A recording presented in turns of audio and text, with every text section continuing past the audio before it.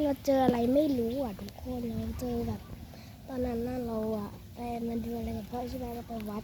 แล้วก็เราไปปล่อยปลาแล้วเราเจอตัวเฮี้ยนะคะทุกคนเราพูดจริงเลยตอนนี้มันไปแล้วเนี่ย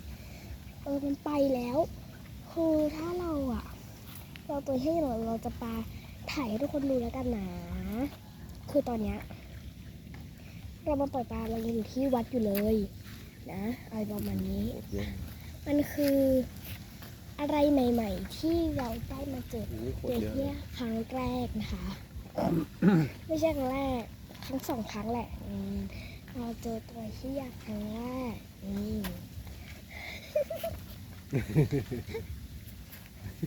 ตอนนี้มันได้ว่ายน้ำหาย